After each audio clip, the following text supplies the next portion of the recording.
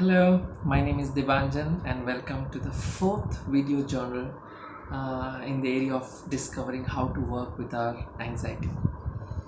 What we're going to discuss in this video is the simple process of self-awareness, and I have picked this up from a Vedantic text.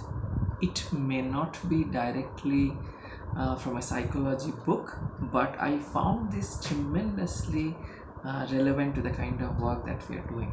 So feel free to explore more.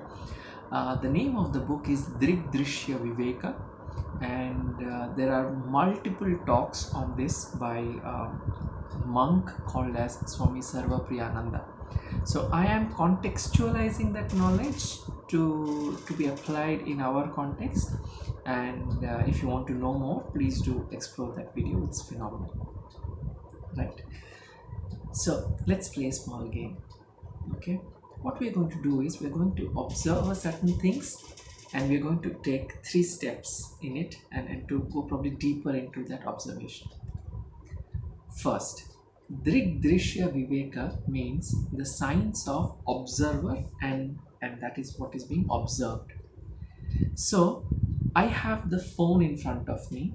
So the phone is being observed and I am the observer. Okay. So that's the same case with you as well. So you may be watching it on TV or probably on your mobile device. So you are the observer, and probably the device is being observed. Now note here carefully, there is this beauty here. So the observer and observed are separate. Okay. And this is a very important description, that observer and observed are separate, they are not one. And observer is one, but observed is many. So I have a light bulb here, I have a wall in front of me. So observer is one, but observed is many. So I'll repeat once again. So I am the observer, the mobile in front of me is being observed. Observer and observed are separate. Observer is one and observed are many. With this, we have begun our journey. So this is the first level of observation. Now let us go to the second level. Okay.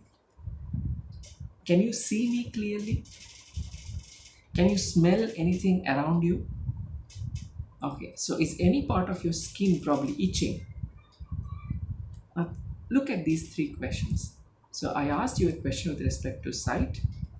I asked you a question with respect to smell, and probably one with respect to touch. What is being observed? If you note here carefully, we are observing the status of our sense organs. So can I see clearly? Can I see clearly without my glasses? So essentially, so what is being observed is the status of sense organs. So am I feeling itchy? Can I smell something? So what is being observed? The status of the sense organs. If you look or observe closely, who is the observer here? This time your mind is observing the status of these organs. And we can do this way. So when your leg hurts, your mind is able to understand that my leg hurts. The beauty here again is we'll apply these 2 rules. Number 1, observer and observed are separate. So I feel this part of my skin is itchy. This is being observed and my mind is observing. So observer and observed are separate. Second, observer is one, but observed is many. So I can observe my skin irritation, the pain in my leg, the choked feeling in my chest. So I can observe multiple things. So observer and observed, second level. Third level, this gets very interesting. So if you have been watching this video for roughly 4 minutes 23 seconds, and for the last 3 odd minutes we have been doing this observation activity. Either you are liking it or you are not. Either you find it interesting or it is not. Either you are bored or you are not.